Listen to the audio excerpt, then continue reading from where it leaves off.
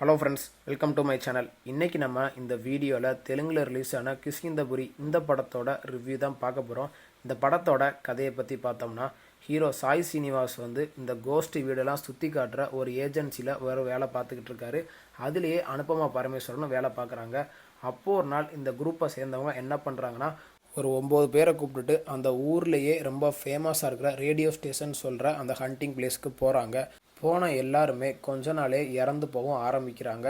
இதெல்லாம் யார் காரணம், இதை ஒரு மனுஷன் பண்ணுறானா இல்லை அமானுஷம் எதுவும் பண்ணுதா அப்படின்னு நம்ம ஹீரோ சாய் சீனிவாஸ் வந்து எப்படி கண்டுபிடிச்சாரு, கடைசியில் இதுக்கெல்லாம் காரணமாக இருக்கிறது யார், இதுக்கும் சாண்டிக்கும் என்ன சம்மந்தம், கடைசியில் என்னாச்சு, இதுதான் இந்த படத்தோட மொத்த கதையே.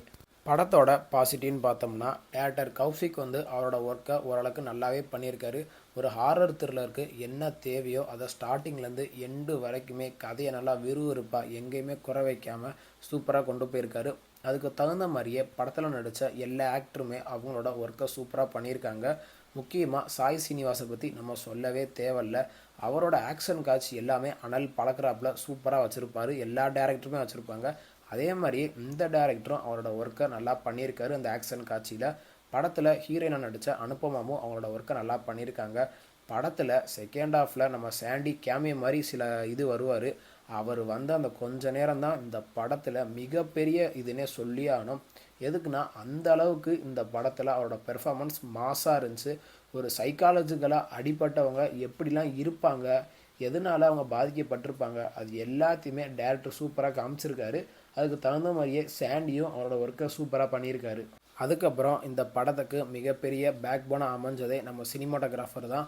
எதுக்குன்னா ஒரு ஹாரர் த்ரில்லரை எப்படி கொண்டு போய் மக்களுக்கு சேர்க்கணுமோ அதை டேரக்டர் நல்லா பண்ணியிருக்காரு. ஆனால் அதுக்கப்புறம் இந்த படத்தில் ஆங்கிளாக இருக்கட்டும், காட்டுற காட்சியாக இருக்கட்டும், அது எல்லாத்தையுமே சினிமாட்டோகிராஃபர் தான் முடிவு பண்ணணும். அந்த காட்சி எல்லாத்தையுமே நம்ம சினிமாட்டோகிராஃபர் எங்கேயுமே குறை வைக்காமல் சூப்பராக கொண்டு போயிருக்காரு. எதுக்குன்னா கிளைமேக்ஸில் அந்த ரேடியோ ஸ்டேஷனை காட்டுவாங்க. அங்கே நம்ம ஹீரோக்கும் வில்லனுக்கும் நடக்கிற அந்த ஃபைட் காட்சியை டேரக்டரும் சினிமாட்டோகிராஃபரும் சூப்பராக காமிச்சிருப்பாங்க. அதே மாதிரி அந்த ரேடியோ ஸ்டேஷனை இவங்க எல்லாருமே சேர்ந்து உள்ளே போகும்போது அந்த சீனெல்லாம் காமிச்ச விதம் சினிமாட்டோகிராஃபர் சூப்பராக காமிச்சிருக்காரு. படத்தோட மியூசிக்குன்னு பார்த்தோம்னா, மியூசிக் டைரக்டர் அவரோட ஒர்க்கை வேறு லெவலில் பண்ணியிருக்காரு. படத்தில் பாட்டு வந்து ஸ்டார்டிங்கில் ஒரே ஒரு பாட்டு மட்டும்தான் இருக்கும். அந்த பாட்டு ஓரளவுக்கு கேட்குற மாதிரியே இருந்துச்சு. அதுக்கப்புறம் சாண்டிக்கு போட்ட பேக்ரவுண்ட் ஸ்கோரு, ஹீரோக்கு போட்ட பேக்ரவுண்ட் ஸ்கோரு, அது எல்லாமே பார்க்கும்போது சூப்பராக இருந்துச்சு. மியூசிக் டைரக்டர் இந்த படத்தைக்காண்டி அவரோட ஃபுல் எஃபர்ட்டையும் போட்டு பண்ணியிருக்காரு. படத்தில் டேரக்டர் கௌஷிக் வந்து சொசைட்டிக்கு ஏற்ற மாதிரி சில மெசேஜையும் சொல்லியிருக்காரு. இப்போது இந்த சைக்காலஜிக்கலாக பாதிக்கப்பட்டிருக்கிற மக்களை வந்து நம்ம ஒதுக்கி வைக்கக்கூடாது, அவங்களும் ஒரு மனுஷங்க தான் அப்படின்னு அந்த கருத்தெல்லாம் டேரக்டர் வந்து சூப்பராக பண்ணியிருக்காரு. படத்தில் டேரக்டர் வந்து எமோஷனாக இருக்கட்டும், லவ்வாக இருக்கட்டும், ஆக்ஷனாக இருக்கட்டும், அந்த ஃப்ளாஷ்பேக் காட்சியாக இருக்கட்டும், அது எல்லாத்தையுமே சூப்பராக வச்சுருக்காரு. ஒரு ஹாரர் த்ரில்லருக்கு என்ன தேவையோ அதை ஸ்டார்டிங்லேருந்து எண்டு வரைக்குமே நல்லா பண்ணியிருக்காங்க. அதில் முக்கியமான காட்சின்னு பார்த்தோம்னா அந்த ட்ரெயின் காட்சி தான். அதில் வந்து ஒரு வயசானவங்க சாப்பாடு கேட்குற மாதிரி ஒரு காட்சி இருக்கும்.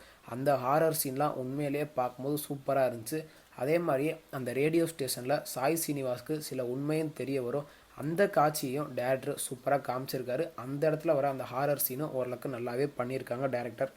படத்தில் அந்த ரேடியோ ஸ்டேஷனை காமிச்சதாக இருக்கட்டும், அந்த செட் ஒர்க்காக இருக்கட்டும், அது எல்லாத்தையுமே டேரக்டர் சூப்பராக பண்ணியிருக்காங்க.